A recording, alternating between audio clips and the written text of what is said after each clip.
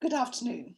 My name's Gill Bennett, and I'm here to welcome you to the latest in this IHR partnership series, our seminar on applied history and contemporary geopolitics.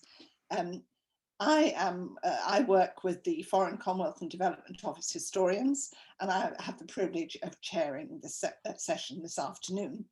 We have two fascinating papers coming on the subject of globalization and order, insights from the Middle Ages and the early modern world. And we're going to hear firstly from Dr. Prajakta Kaira from the Centre of Development Studies at the University of Cambridge. And her presentation is called Globalisation 2.0, Mongol Eurasia to Modern Eurasia. And after that, we're going to hear Dr. Bram De Ridder from the University of Leuven, From Secession to the World, the Early Modern Dutch Republic as an example for post-Brexit Britain. And you may not think they sound as if they've got much in common, but I think that they both suggest some very interesting points for us to discuss later. Now, Dr. Kaira and then Dr. De Ridder are going to talk for about 20 minutes each. I will have a bit of discussion with them. If you think of a question that you would like to put to the panel, please put it in the Q&A box, and we will be coming on to discussion and questions towards the end of the session. Please put your question in and also your name and your affiliation if you can. So without further ado, I'm going to introduce Dr. Kaira, who will tell you a little bit about her work and make her presentation. Prajakti, thank you. Thank you, Jill. That's very kind. I'm going to share my screen now. Okay. Okay, so just a little bit about me. I'm affiliated lecturer at the Centre of Development Studies at the University of Cambridge, and also a research officer with Cambridge Central Asia Forum, Jesus College, and I'm part of the UKRI funded GCRF Compass RC UK project. Okay, so I'm going to be talking about Eurasia today, and I'm going to talk about the pre-modern global order situated in Eurasia, and I'll then connect that a little bit with what's happening today in Eurasia in terms of the Eurasian Economic Union and the BRI, the Belt and Road Initiative. I'll try to keep it short. Jill asked me if I could keep it swift, so I'll try my best. But Jill, do let me know just before 20 minutes if I'm going too long. All right. So the story, the narrative today is all about Eurasia. And I'm going to be talking about the Mongol world order, which started in the 13th century. I'll give you a little bit of information on the Mongol Empire itself, and then we'll continue into the modern age from there. The idea of talking about Eurasia at this point is geographical and historical, so that we can talk about it as a coherent unit. And the Mongol Empire is the basic unit of analysis that I'm going to be using. So that's Eurasia, and the steppe is in the light green on your screens. So the nomads in the making of the Silk Roads and Eurasia, Mongols were a nomadic tribe that came onto the scene in the 13th century in 1206 with Genghis Khan. This study is looking at world history through studying nomadic empires and their impact on the known world at the time, which was Eurasia. The nomadic empires connected and navigated disparate spaces, and they brought together inter-civilizational contact. And in this case, civilization meaning nomadic, semi-sedentary, and sedentary civilizations in the medieval ages. So that's the Silk Road. So the Mongol Empire brings the Silk Roads into closer contact than ever before. They set up postal stations and physical infrastructure that connected the Silk Road, and you could travel from end to end. Of course, the Silk Roads themselves are more than 2,000 years old, and they have different names going even further back. Colleagues of ours use bronze roads and so on and so forth.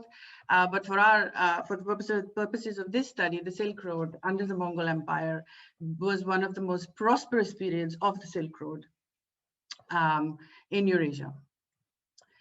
So as I said, the unit of analysis is the medieval nomadic empire, Mongol Empire being the first one.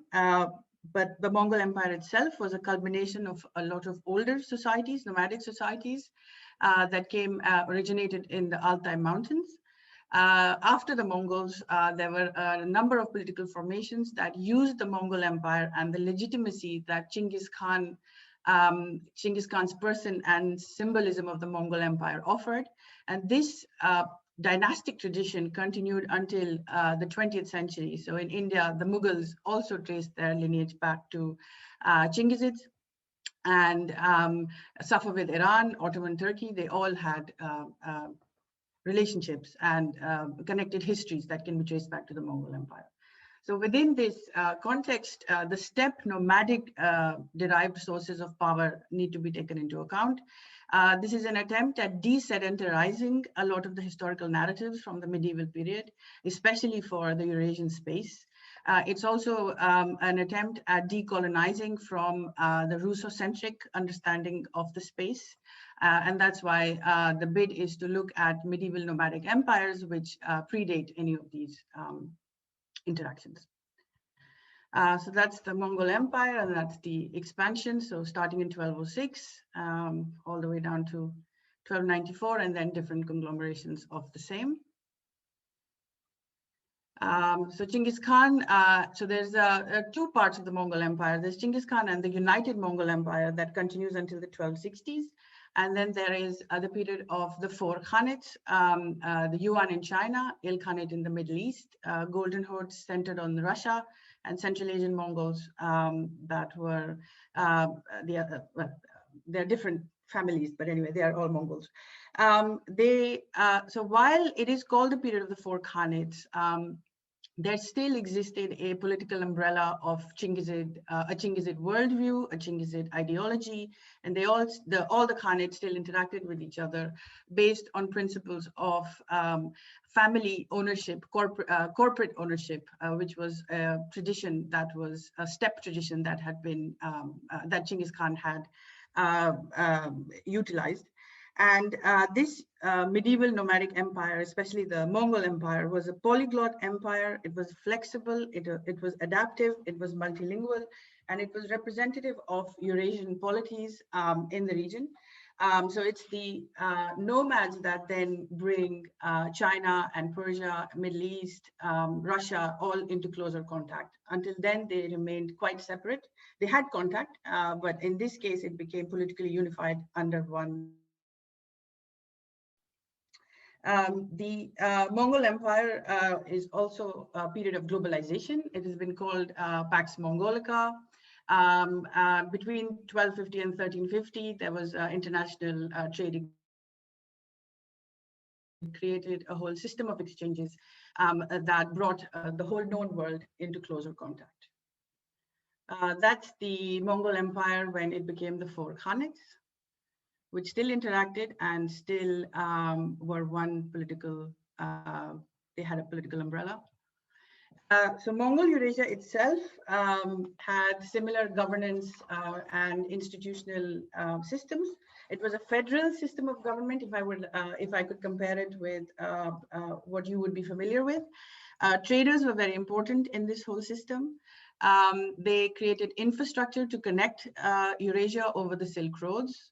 The Silk Roads themselves were a market and a trade route. So it's quite sad that when we talk about the Silk Roads, we only talk about Europe and China, but actually the bulk of the Silk Roads is in the heart of Eurasia and Central Asia and other countries that that are part of this milieu. And they somehow always seem to get missed in any conversation. They connected the economy. You can call this a Mongol customs union. There was free movement. There was standardized taxation. They encouraged all the Khanates encouraged production. There was provision of capital. There was a PPP, public-private partnerships. There was, again, the special place for traders is quite important. They were part of the bureaucracy. They were part of policy making, and they were consultants and advisors to the Mongol Khans. So the juggernaut that was the Mongol Khans and the traders brought the Silk Road prosperity really to bear. And they were able to use, so the Mongols are known for their military prowess, but raw materials necessary for military conquest coincided with what the traders needed for trade as well. So that's why we see the Silk Roads very, very prosperous at this point in the 13th century. Mongol courts also attracted members from a variety of religious denominations and cultural spheres. And again, the disparateness of Eurasia and the different elements of Eurasia, the societies that are made of, they all had representation in different forms because of the multiplicity of courts and because of nomadic steppe traditions that allowed for that kind of flexibility in governance. What this created was a dynastic tradition, as I mentioned, which then continued in this space, in the Eurasian space, under the Timurids, under Amir Timur, under Khanates in Central Asia, Kazakh and Uzbek, but it also went on to Mughal India, Safavid Iran, and Ottoman Turkey. So we can see in the discussions and manuscripts of Mughal India, the idea that they got their legitimacy from being Chingizid. So Babur from Mughal India was a grandson of a Chingizid princess. And so political authority and legitimacy still came from Chinggis Khan. So this is in the 16th century, and it went on until the 20th century. Display of power was in certain ways. Architecture, manuscripts, iconography all went back to the kind of cultural production that had happened in the 13th century. So in the next centuries, we saw that. The legal code that had come out in Chinggis Khan's time was still used, and the judgments were still recalled when new judgments were made, even as late as the 18th century. The nomadic steppe traditions of open courts, welcoming foreigners, religiously tolerant continued, and they all supported long-distance trade. Scott Levi's latest book on connected histories is a very good insight into the connected histories of this entire space. Francis Robinson, a historian, also works on these kinds of connectivities, and I think it's quite important to mention that. Khanates and Tsarist Russia continued sort of in a limited form, but they continued to use the sort of without borders flexibility, which was quite important to the communities in the region. Nation state is really unable to be able to capture the kind of multiplicity of cultures, economies, political cultures that existed. And they don't really, the unit of nation state of today really doesn't capture the historical legacy of what Central Asia and Eurasia have to offer. So Tsarist Russia also continued to rule Central Asia and parts of Eurasia in one administrative unit. Soviet Union, of course, transformed a lot of things, but the heart of Central Asia, heart of Eurasia continued to operate mostly without borders. We did see the appearance of nation states, of national socialist republics. However, because of the fact that the Soviet Union was a federal system, it was one state, the borders were not as problematic at that time. So 1991 is the first major disruption that we see from the time of the Mongol Empire, which led to sort of militarized borders. The nation states that had been created under the Soviet Union were not able to interact in the way that they had done previously. And sort of the Mongol unity, which had slowly been changing and transforming, finally came to an end in 1991. However, what we do see after 1991 is a bid to reconnect. We saw a slew of regional organizations that came up, Commonwealth of Independent States, Eurasec, and so on. And many more that weren't really successful, but they kept coming up again and again at the behest of a lot of smaller countries of Central Asia and others, not always Russia and China.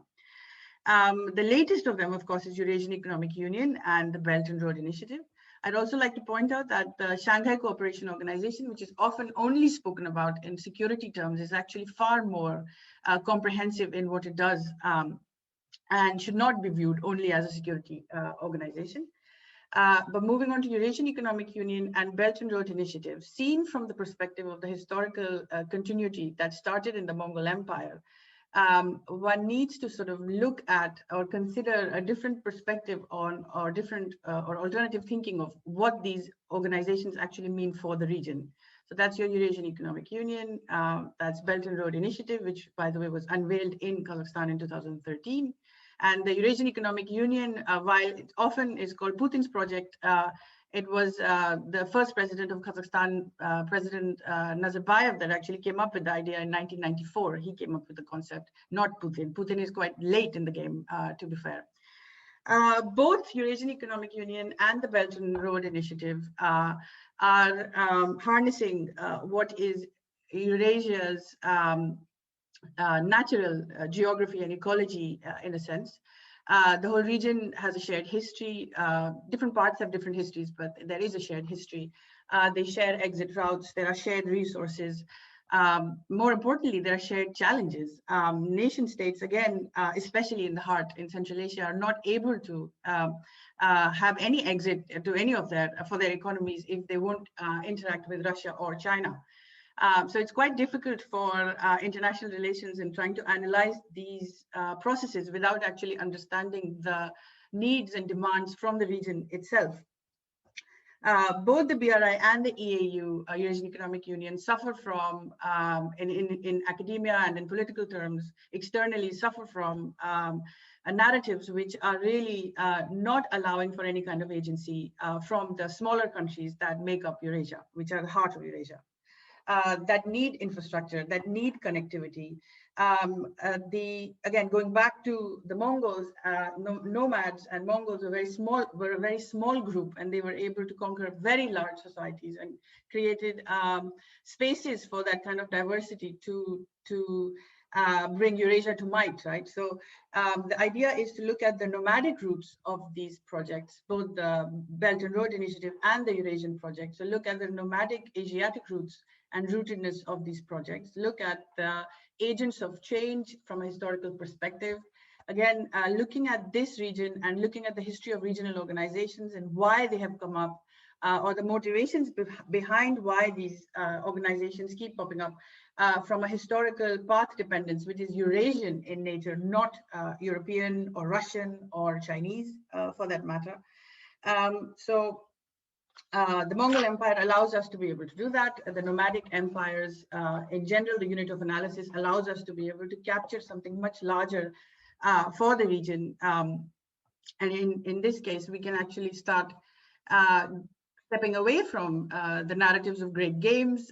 So in these pictures, it's the British Empire and the Russian Empire, and then it's the Soviet Union and the Maoist China, and then in the modern space again, it's China and Russia, and it's always the bigger players that get to decide how this narrative is told outside, not necessarily by them, but even externally. That's how they're understood, and I think that's quite flawed, and it doesn't capture the region's diversity.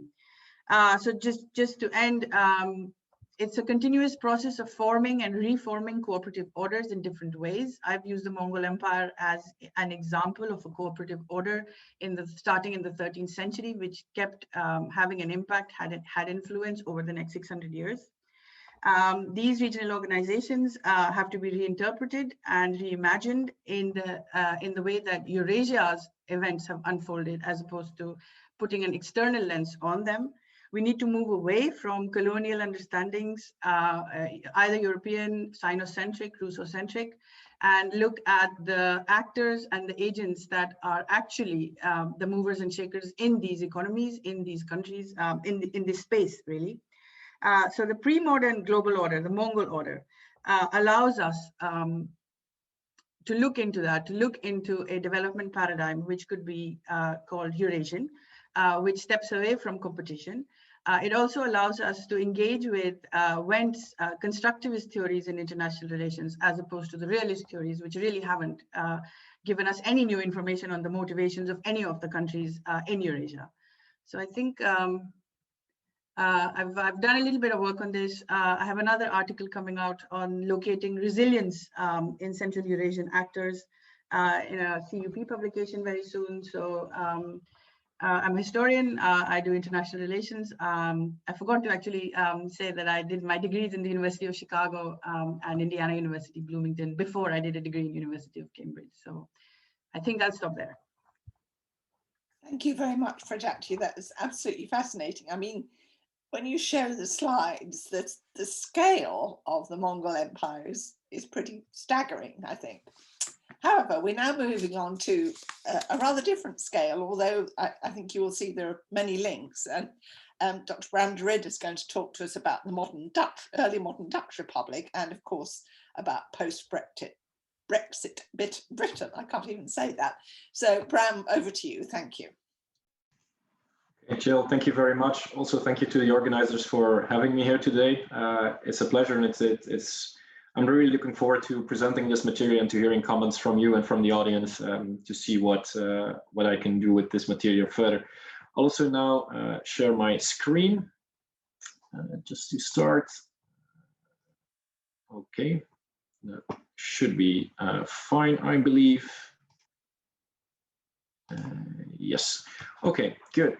Just in terms of initial background, so indeed my name is Bram De Ridder. I'm a postdoctoral researcher in applied history at the University of Leuven.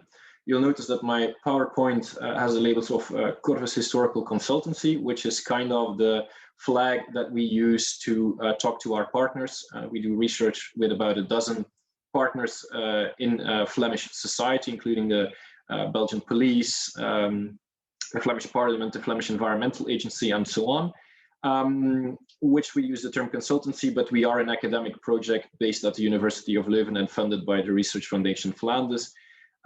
Important to note is that we are a methodological applied history project, or we consider ourselves to be, meaning that we do not just provide assistance or historical insights to our partners, but our main objective is to reflect on the methods and tools of doing so. So we are checking analogies, we are checking other types of methodologies that are being used in the wider field of applied history. And you'll notice that as well in this presentation. Effectively, I will be comparing the early modern Dutch Republic to what is possible for post-Brexit Britain.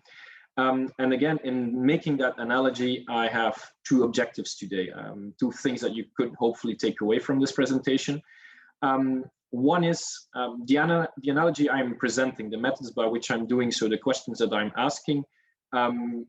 Do feel free to comment on them. Do feel free to point out where there are gaps, where you feel that they are not working, where they could be working better, where I'm making shortcuts. For us, that is the methodological part of analyzing applied history and what we're doing ourselves. You have, of course, the book by Richard Neustadt and Ernst May as one of the key texts in this field. But feel free to reflect on how my work compares to theirs or to other people who are using historical analogies in the broadest sense of the word possible. On the other hand, of course, I hope that people can take something away from this in regards to Brexit. I hope to offer some inspiration and insights by making this analogy. So that is kind of the second objective I have today. It's not only making the analogy to reflect upon it from an academic point of view, but also maybe to bring some new insights, some new ideas to the Brexit debate, especially debate about where Britain the United Kingdom is heading next, now that the withdrawal agreement has been signed and is being implemented.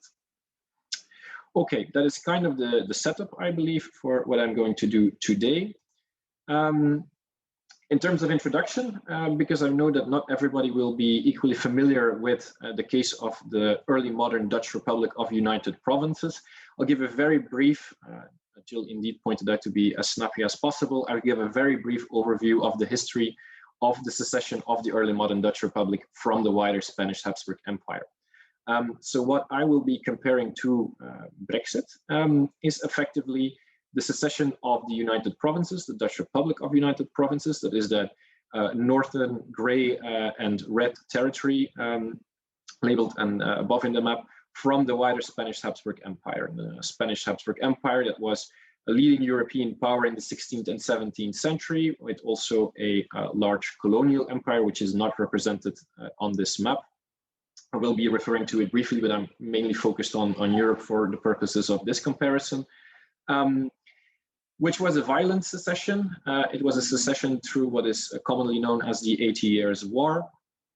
And I'll briefly sketch that process before moving to the actual analogy. The 80 Years' War is commonly believed to have started around 1568, and the 8 Years' War with the end date 1648 at the Peace of Munster, through an iconoclastic riot moving through the Low Countries, so present-day Belgium and the Netherlands, in the 1560s, as a response to the tensions between Protestants and Catholics in those regions, the Spanish Habsburg Empire being led by staunch Catholics, and Protestantism getting a foothold in the Low Countries. I won't go into the details of that history. The important part to take away is that these iconoclast riots then moved into a phase of violent civil war, especially in the 1580s and 1590s. This was an absolutely brutal conflict, tearing apart the Low Countries from Holland in the north to Artois, Artesia in the south, really pitting families against families, cities against cities. A very brutal war. This is a depiction of the Siege of Ostend in the late 1590s, commonly known at the time as well as the New Troy, because it was a very bloody siege, a very long siege with complex military tactics being involved. The general takeaway is that this was very much a bad period to be alive in the Low Countries, economic crisis and so on, a very terrible conflict. The eventual end result of this phase of civil war is the 12 Years' Truce in 1609, whereby you have for the first time that a part of the Low Countries that was involved in this civil war seceded from the wider Spanish Habsburg Empire. So you had a new border running through the Low Countries, with the southern parts, again, which are today largely similar with the territories of Belgium, that southern part still belonging to the Spanish Habsburg Empire, being ruled from Madrid, and the northern territories, Holland, Zeeland, a couple of other provinces, being independent. The truce, the 12 Years' Truce of 1609, which is here represented in an allegory from 1615, was a real period of quiet. The Dutch claimed that the actual truce itself, the document of the truce, recognized their independence and sovereignty. The Spanish Habsburg claimed that it only recognized their temporary independence, but it's commonly accepted that 1609 is really the foundational date of the Dutch Republic of United Provinces. The war resumed after the expiration of the 12 Years' Truce in 1621, that inaugurated a phase of more regular warfare, not really a civil war, but again, a violent conflict, a long period of violence. This is the rendition of Breda, the siege, the end of the siege of Breda by Velasquez. Then this phase of more regular warfare ended with the Peace of Munster in 1648, part of the famous Westphalian peace agreements that many international relations scholars are also familiar with. And this is kind of the second independence date for the Dutch Republic. From this point onwards until today, they are an independent state. With this effectively being the end result, this is a map from the early 18th century, whereby you see that these are the territories, broadly speaking, the modern day Netherlands, being an independent conglomerate of several provinces under a republican government, being independent from their former overlords in Madrid, and also independent from the southern Netherlands, current day Belgium again, still being ruled from Spain. That is a very brief setup. Now moving to the actual historical analogy with Brexit. I will be talking about a few things that need to be clarified first. This is really important, I find, for the methodological aspects of making these kind of analogies. The first thing that needs to be discussed is what is the purpose of the analogy. I think that it is important that if you make a historical analogy, that you're quite clear about why you're doing so and what the goal is that you're trying to achieve with it, the questions that you're really asking. A lot of analogies, historical analogies, also in regards to Brexit, can be actually deemed to be coping mechanisms. Brexit was an event that a lot of people did not expect, that a lot of people were upset by, both in the United Kingdom and in the wider European Union. So people did not really know what to make of it, so they sought for guidance from history. And a lot of the analogies you indeed see trying to make sense of this new world, this new reality after the referendum in 2016 by referring to history. You saw the Suez Crisis being mentioned, of course, references to Hitler and Nazism, references to the English Civil War, references to the English Reformation, and so on. I think that a lot of these analogies were coping mechanisms trying to make sense of what was happening. The analogy that I will be presenting today is also not about probable outcomes of Brexit. It is not about what is feasible in terms of Brexit. It is not about what is desirable in terms of Brexit. It is certainly not about what is justifiable in terms of Brexit and what will be happening. I will be mainly focusing on what is possible. I will be using this relatively unknown precedent. I haven't seen it circulating before in debates about the future of the United Kingdom and the European Union.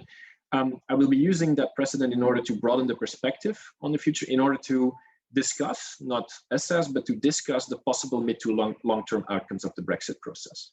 So that you should keep in mind. That is the ambition of what will follow. That is the purpose of what I am doing. Secondly, also important in terms of the background of the case selection, I think it is important as historians or as applied historians that we stress why we are selecting this case. And here there's, of course, the logical element that people have a certain expertise and that they draw on that expertise to select a case. In my case, that is not different.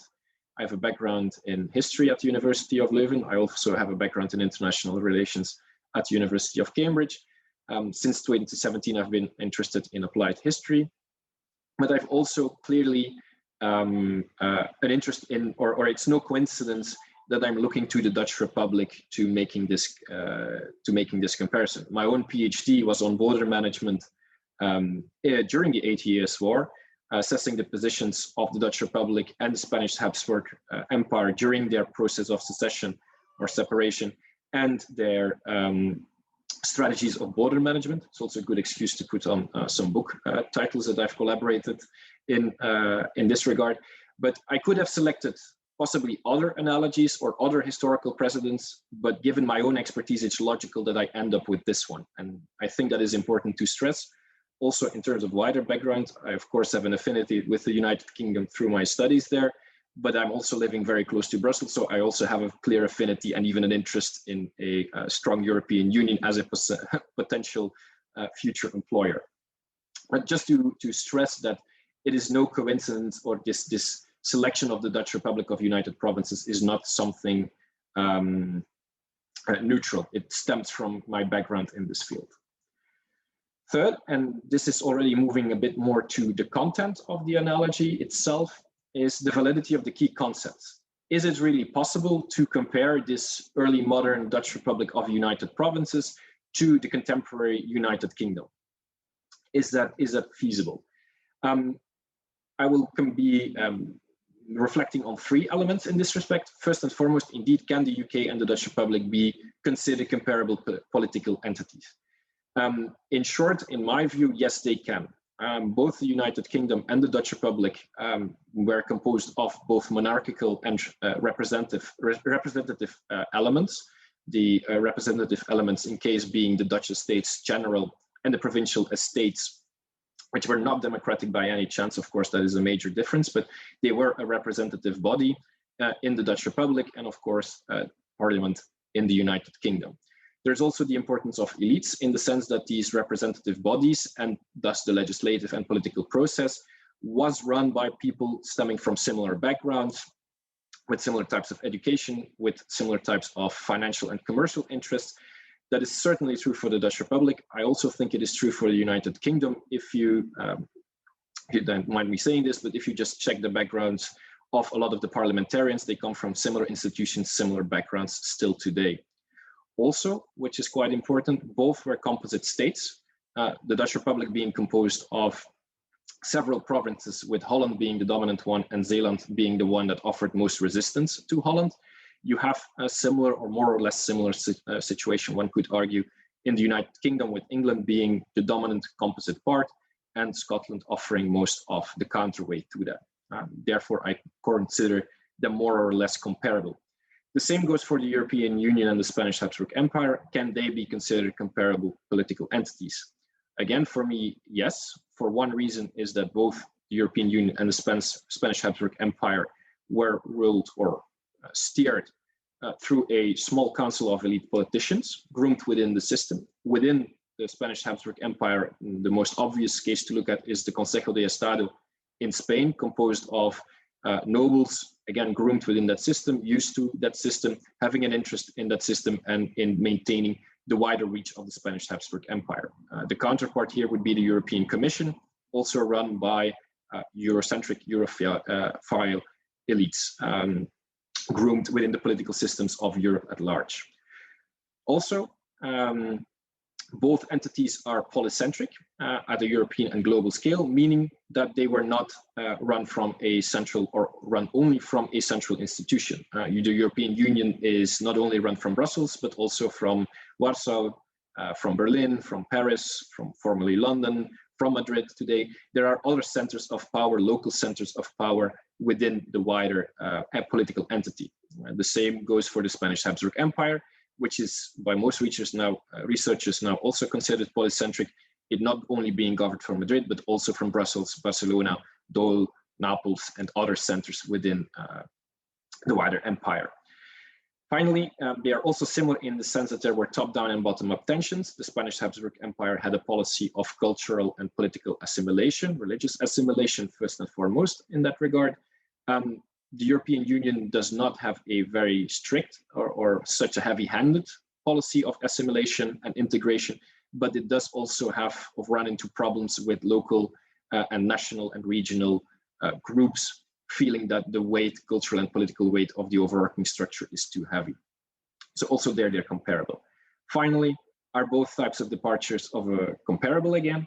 Yes, of course, the Brexit process was not an 80-year-long war with bloodshed on all sides, but I'm not really interested in how the secession is coming to be or came to be. I'm interested in what is achieved after the process of separation. So I'm not really interested in those means. You'll see that they have an influence, but I'm looking at what follows, and both cases can be considered a secession from the top element, from the bottom element. Okay, then moving to the actual analogy, let's start with some of the similarities which are important to mention. First of all, the United Provinces are commonly believed or commonly assessed to have experienced a golden age after their process of secession from the Spanish Habsburg Empire. They moved into the wider world, they established contacts with entities in South America, in North America, the East and West India companies in Asia as well, East and West India companies leading the way in that respect. So they also relied on a lot of technology, a global network. They really went out into the world after their process of secession. I think that is quite similar to the targets the United Kingdom has also set for itself, especially the current government. I'm not speaking on behalf or with people who were opposed to Brexit in mind, but in the current situation, the people who argued for Brexit and are currently executing it are also targeting an improvement in the situation of the United Kingdom. Let's call it a golden age for that matter. They have confidence in the technological capabilities and in the global network of the United Kingdom. And here in those respects, you see some similarities. On the other side, Spanish Habsburgs experienced a period of decline and territorial losses during and after the 80 Years' War, but they still maintained lasting and important economic ties with the Dutch Republic. In certain sectors, they were even quite reliant on Dutch traders to maintain their empire. You could say the same for the European Union, or that is at least argued that there is a risk of decline and territorial losses with other exits following. But there are also expected to be lasting economic ties with the United Kingdom, which are, again, important in certain respects. So these are kind of the similarities that you could work with, that you could see, okay, this is actually a good example for the United Kingdom to follow or to at least be optimistic about. Moving to the differences, there are, however, a few major things that set something difficult or that tell a different story. For one, so the right-hand side of this graph remains, or the slide remains the same, the left-hand side has changed. In the United Provinces, particular groups benefited disproportionately from the secession and the economic boom and the golden age that followed. Within the United Provinces, that was the case for Holland and Zeeland, which benefited way more than the southern and eastern provinces that were more landlocked. They still benefited, of course, but not to the extent that the two main provinces did. And this is, of course, not to mention that the United Provinces also started working on their own global empires, started to take up an important position in the later slave trade. So if you take their move to the world at wider scale, you also see that even at that level, especially, not everyone benefited disproportionately, and not every group benefited equally, and there were some clear losers as well in this story. Secondly, and this is an important element, or a few important elements, one is that a lot of the economic elements that drove the success of the Dutch Republic actually relied on their former connections with the Spanish Habsburg Empire. First and foremost, capital, human capital and financial capital moving from the southern Low Countries, Antwerp in particular, to the Dutch Republic.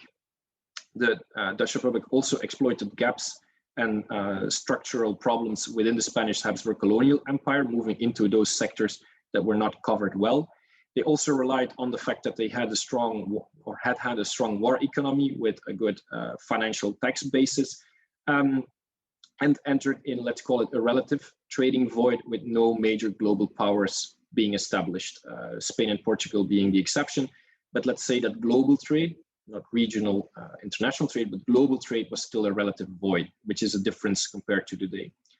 For the Spanish Habsburgs, it should be noted that the decline was there, but that it was slow and only relative compared to its own golden age in the 16th century. So that decline, or that risk of decline, should be nuanced in that sense. Also, the Spanish Habsburgs retained their focus on great power rivalry within Europe and within the global sphere. The Dutch Republic was part of that, but it was not their main concern after the secession of the Dutch Republic. Spain was concerned with other things than the Dutch, and did not just focus on its economic ties or maintaining its relation with the Dutch Republic. France was a much bigger concern later on in the 17th century. Finally, also an important element, both the Dutch Republic and the Spanish Habsburg Empire were responsible for their own defense, whereas today we have a NATO defense structure, which means that the analogy in that regard becomes distorted. That is an element that you need to account for. So in terms of the relation between the Dutch Republic and the Spanish Habsburg was a clear defensive component as well, especially when France started its ascent. That is different for the European Union and the United Kingdom at the moment due to the existence of a larger structure called NATO.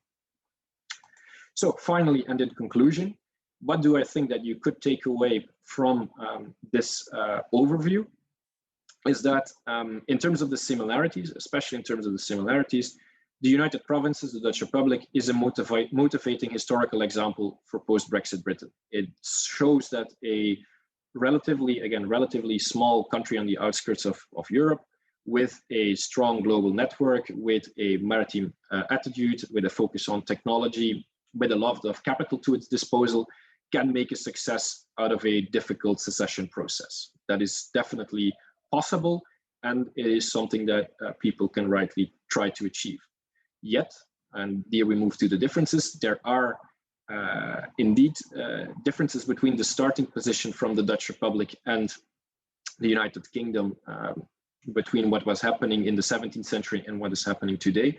And those differences, that difference in starting position and also in regards to the global position of both entities, should not overlooked, so that possibility of a new golden age should not be taken for granted given the main or the important differences that we observe. Finally, I feel that the analogy is perhaps a better fit for the European Union, in the sense that the trajectory of the Spanish Habsburg Empire seems to be fitting more with the current expected trajectory of the European Union, but that also makes it less instructive. Both were big, large territorial entities, polycentric, composite empire, or empires. Europe is of course not an empire, but let's say in terms of scale, in terms of geopolitical interests, in terms of maneuvering, I feel that they are quite similar, but that conclusion that they are quite similar does not change anything, or does not mean that the European Union should be doing anything different, at least from my perspective. So I think I can leave it at that, and I'm very much looking forward to the questions and discussions that will follow. Thank you very much, Bram. Well, in a way, they seem quite different, those presentations, but I think there are a lot of common arguments that we could perhaps discuss. And one thing that struck me about both your papers was that they reflect the differences. I mean, clearly the Spanish Habsburg Empire and the Mongol Empire are very different entities, but they both demonstrate the difficulty of trying to exert control over a sprawling and disparate space. From your paper, I thought that, you know, the Mongols were actually pretty good at this, really. They had a kind of federalist structure, and it was fairly permissive.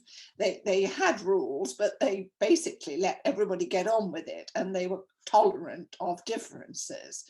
So, I mean, I'd like to know a bit more about whether there were, from the Mongol Empire, any kind of conflicts with people trying to get out, like the ones that Bram talked about, because it seems to me that the Spanish Habsburg Empire is trying to impose a rather rigid section of rules that try to make the parts of the empire conform, which could have led to the Dutch Republic wanting to get out. And since today, we are talking about all kinds of global groupings of different sort, but also attempts to exert control that are not necessarily very successful. I wonder if you could both say a little bit more about what you think your particular models can tell us today about the way that different countries approach those in their periphery.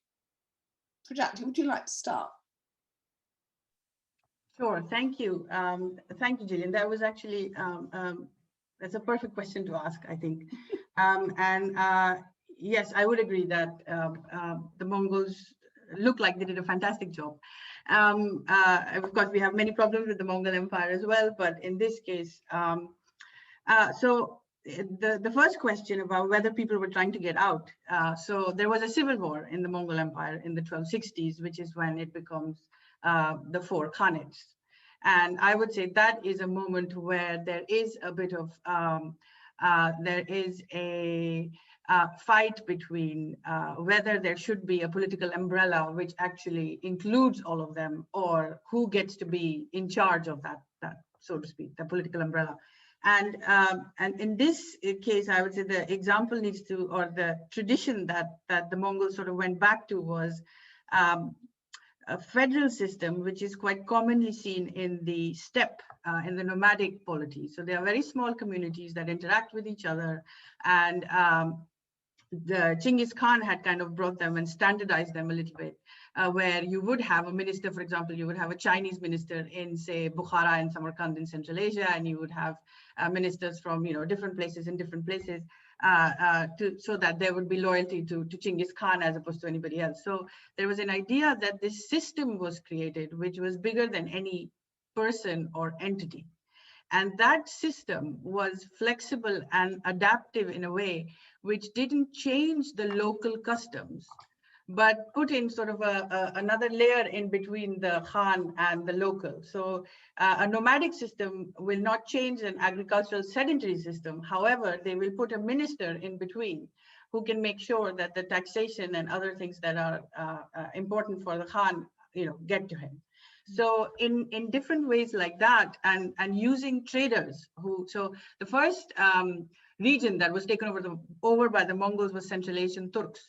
And they became very much part of the Mongol Empire. So Mongols themselves were very small numbers, and it was actually Turkic armies that took over the whole world, but with Mongol generals. So at a very early stage, they had already started this sort of intercivilizational contact and accommodation. And they relied on these traders and bureaucrats, often called Islamic or Muslim or Chinese, but one has to really, delve into the historical sources to kind of figure out who they were. But they all happen to be from the region which is now Central Asia. And they were used to interacting with different kinds of polities. And I think that helped to sort out some of the leaving the empire and entering the empire. So obviously this is a conquest empire. They don't go and ask pleasantly that you should become part of the empire. However, at least in the case of Central Asia, there was willingness in becoming part of the empire. They did not face that much problem. They did from the leader, I mean the Khan himself, but not from the people. And I think that kind of then translates into all the other polities.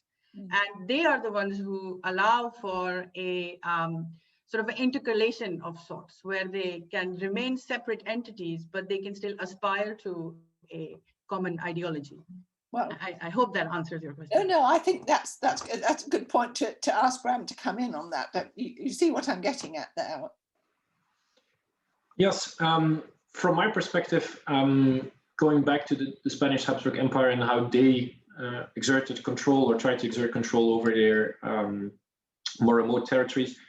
I think the most important thing to stress there is that you have historical contingency at play, and it's very difficult to say that there is a general rule that applied. For example, the secession of Portugal in around the same period, 17th century, from the same Spanish Habsburg Empire was a completely different situation than the Dutch Revolt and the later creation of the Dutch Republic. In fact, the Dutch Revolt and the subsequent Civil War were a completely unexpected event, with everybody actually assuming that the whole territory would stay within the Spanish Habsburg Empire, and the secession actually being, I wouldn't call it an accident, but in during the 12 Years' Truce, 1609-1621, a lot of people on both sides of the new border were wondering, how has this happened? This is not a desirable situation. We should try to reverse it. They just didn't find a way to do that, and that is partly because of the violence of the Civil War and the mistrust on both sides. That was very very difficult. If you check that particular history, one that is key is keeping the confidence of those local entities that are more remote. The best chances of reunification during the 80 Years' War were at times where the Spanish Habsburg monarch himself took a step back and let other people take over or step in order to assume or create a new bond of trust, moving away because he was just a too controversial figure. So that was an important element. The other things there as well is that you could argue that the Spanish Habsburg Empire itself, or at least the Dutch Revolt in it, is a good case for trusting local elites and trusting local solutions. When did it really go wrong? When the Spanish Habsburg monarch, again, himself interceded too much, not only because of reasons of distrust, but just because being in Madrid's palaces, in the palaces in central Spain, you don't have a good grasp on the situation, especially at the time. We didn't have Zoom meetings then. So you had lots of problems communicating and steering people in such a manner, and local solutions often were the better ones, but they were overruled from Madrid. You see that throughout the process. The Dutch Republic actually managed to a large extent to secede because it was closer to the events and could react more rapidly than people sitting at their desks in Madrid. So keeping the trust. More of the Mongols' middle management putting in that would have helped them by the sound of it. That would definitely have helped, and to a certain extent that was tried, but never fully successful. Madrid kept a very clear line on who was that in that middle level, who their allegiance was to. Their allegiance was not to the Low Countries first, but to the Spanish Habsburg monarchy and Catholicism first, and then to the Low Countries secondly. Thank you. I'd like to just discuss one more general question before we move into the ones that are coming through from those attending the seminar, and that is that both of you, your presentations, the resilience of the links between the different parts of what was the Mongol Empire and indeed what was the Habsburg Empire. So basically, it seems to me that suggests something about the ability of, in particular, commercial and business links to just have a workaround, really. That trade, I mean, in your paper, Carrie, you say that the three requisites of successful trade: infrastructure, investment, and logistics. this is true for everybody. And I don't think there's anything straining to say we've got an analogy today. It may be more global, it may be more technological, but the principles are the same. So do you think that suggests that conflicts today within all kinds of different groupings will actually have the same kind of workarounds, that, you know, that the sort of what happened to the elements of, as you were saying, Prajakti, about you know, new bodies bringing together what used to be elements of the Mongol Empire, and you were saying, Bram, that even after the secession, the Dutch Republic was, you know, they had strong trading links and so on. Do you think that this is something that will always happen? I don't mind who starts. Go on, Prajakti. Okay, all right, thank you. I think,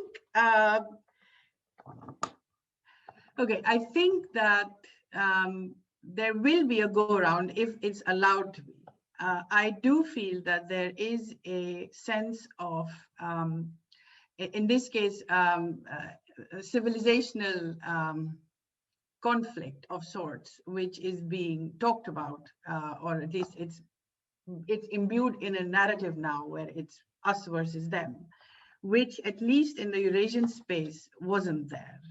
There was a cultural legacy that the Mongol Empire was able to imbue in the system, which then continued, and some of it relied on lineage and you know, success of what actually had happened.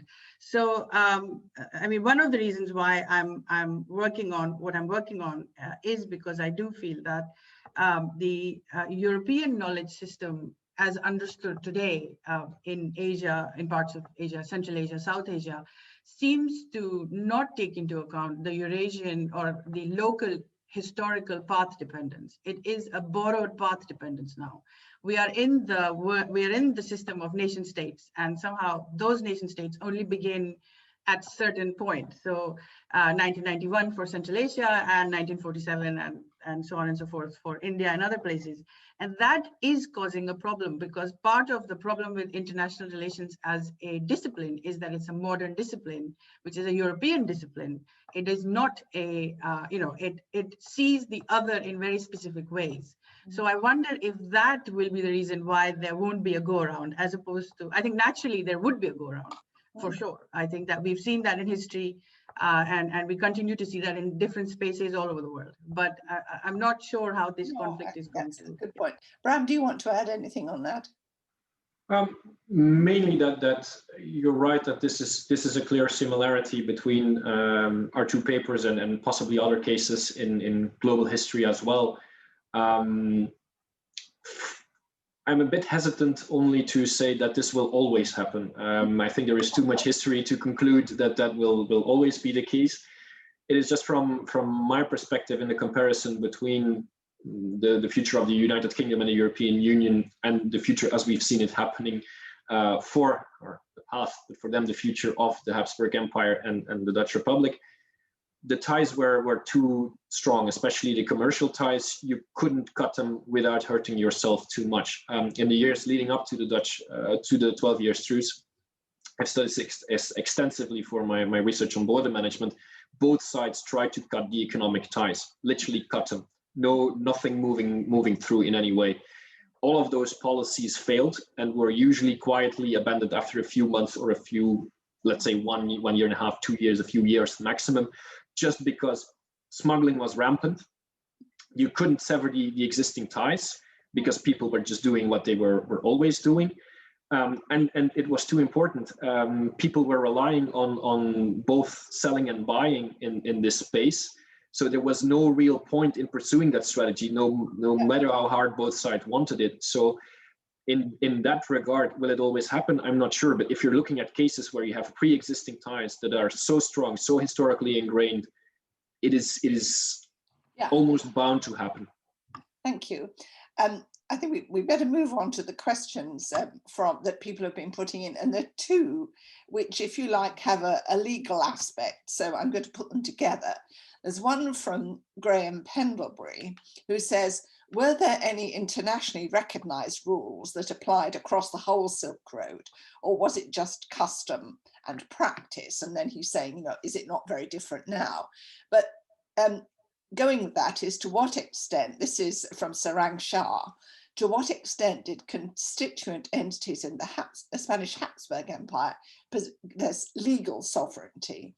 And how does that compare with the constituent entities of the EU? I mean, was the law federally organized in the Habsburg Empire? So I think in a way, those two questions belong together. So Prajakti, do you want to answer the part about the Silk Road?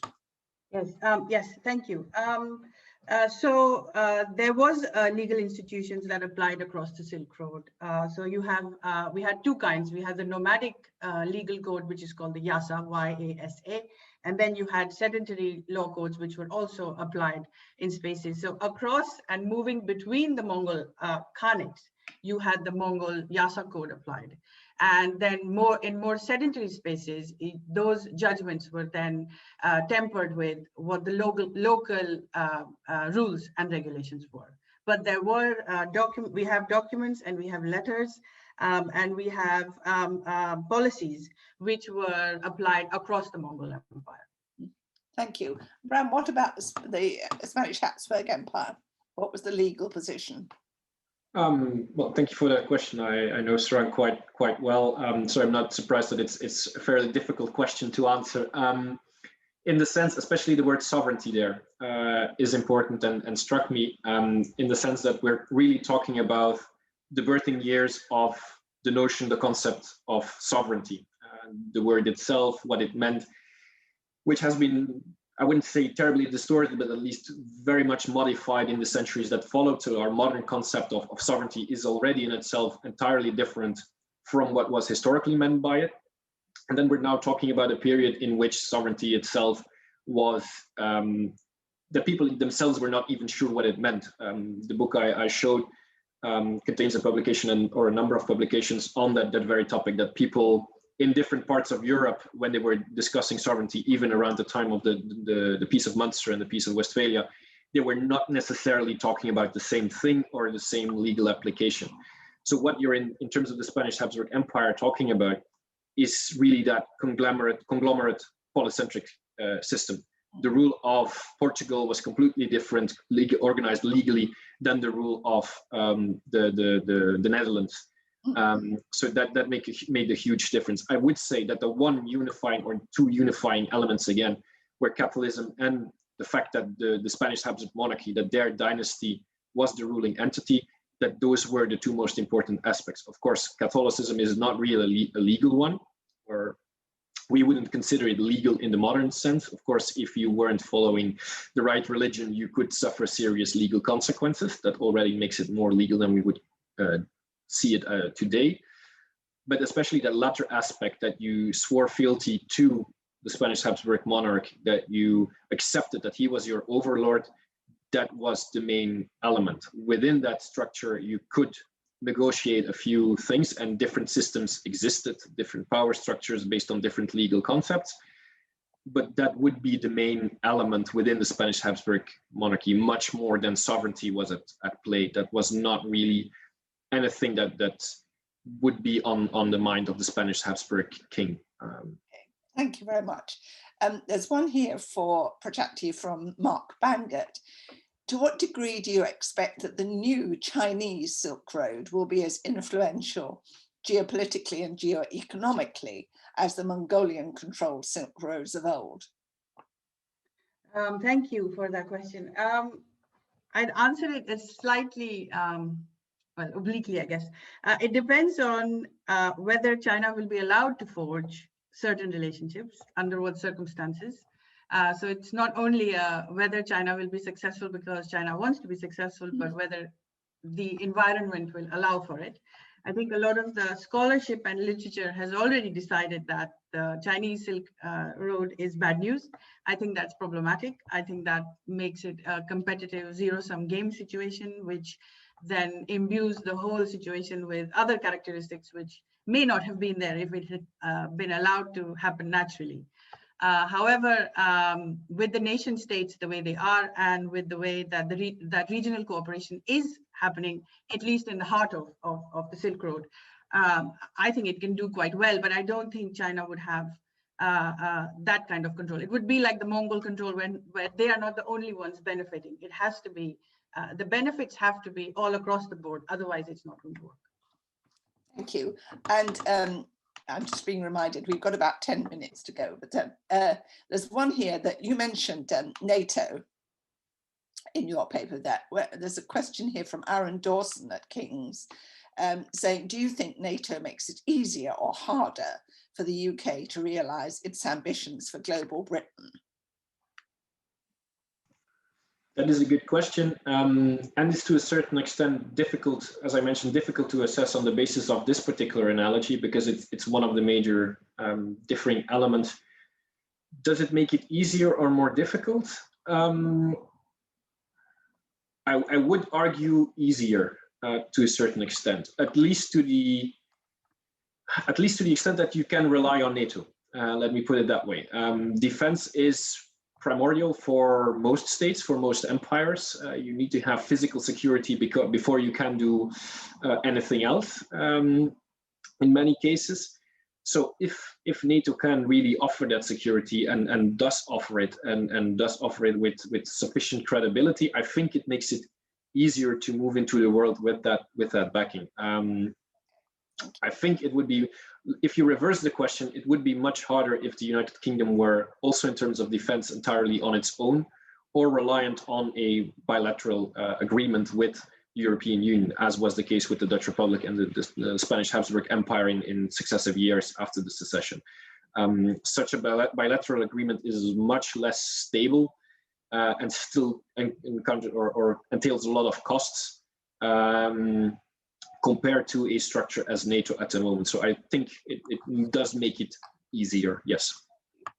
I got a question here which is a bit wide ranging, so I'm going to ask each of you to give a very brief comment on it. But this is Roger Bass, who says, when an emergent new trading opportunity is big enough, and in our times, he's thinking of digital services trade, that implies, he says, that there could be a fairly significant and sudden power shift. To what extent does such a power shift appear in your papers? So if you could just give me a brief comment on that. Prajakti, do you want to do that? The briefest answer is the Mongol moment is completely out of the blue. We had never seen anything that big happen before. And while we saw different formations after that, it was never as big. So yeah. Bram. I think I can be equally brief, and that my answer is similar. Again, also the rise of the Dutch Republic and the global position that this very small country took was also completely unexpected. The expectation was that this secession would be end in failure, economically, politically, militarily, and yet they triumphed, which in large extent indeed has to do with the opportunity that emerged, namely leeching off of the Spanish Habsburg colonial empire, targeting commercial gaps there, really starting to fill this global space where the Spanish Habsburgs could not. Thank you. And I think in a way, I mean, this brings us back to reminding us all that, you know, things happen, that analogies are never exact. History is never an absolute guide to the future, although it can help us to understand things. And, you know, there are a couple of questions that are about the dangers of what Ronald De Ridder, for example, calls the instrumentalization of history. But I think that, you know, sessions like the one we are having now, they're not intended to say, well, that happened, and so but history can obviously, an understanding of what went before can obviously help us with understanding what may, as you would say, Bram, what is possible in the future. So I'd like to end in the last few minutes we've got with one last point here, is that it seems to me that again, in both your papers, movement of people is a key factor. And today, you might say that there are big movements going on, migration, for example, and climate change, climate emergency, many would say, is only going to increase the movement of peoples generally. So do you think from your papers, this, you know, we all talk about it as a catastrophe. Some people talk about a catastrophe, but do you think that your examples indicate signs for a positive future that can come out of the kind of movements that are going on? Bram, just a couple of sentences only, please. Yes, I think you're right, and I hope to a certain extent that my paper achieved that, in the sense that the environment in which I'm working and operating both privately and academically is tilted very much towards the negative in response to Brexit. Just to focus on that example, I'm not focusing on bigger movements, but I think the same applies to. There is this idea of negativity, and that might be right, that might be wrong, but you should explore all options. And that is why I wanted to present the case of the Dutch Republic. I'm not saying that the United Kingdom will be successful, No. but keep your eyes open for what could be a success or what might lead you towards a success, and do not assume that it might go wrong because it is in your interest or because you only perceive the negative sides of it. And I think that is, in general, one of the more important things that you can use history for. If you're talking about instrumentalization, use it to broaden your own perspective. Absolutely. Productive. One sentence, please. So nomadic empires are built on mobility and movement. So I would say that definitely there is hope. And in general, nomadic empires, at least the Mongol one, there was already a problem with climate change, which is why they moved down. We don't know whether it was too cold or too hot, but anyway. So yes, it can all be positive. So yeah. Thank you. Well, I think that's been really fascinating. I mean, I have spent my whole professional life working as a historian within government. So applied history is my job, and it always has been. And one thing it teaches you is that you can always learn something, particularly from episodes that you didn't necessarily know very much about, which is true in my case of both of the papers that you've presented, which were both absolutely fascinating, and I think have given everybody who's been on this call an awful lot to take away and think about. So thank you very much, Prajakti. Thank you very much, Bram, and back to the Centre for Geopolitics. Thank you. Thank you, Jill. Thank you very much. Thank you.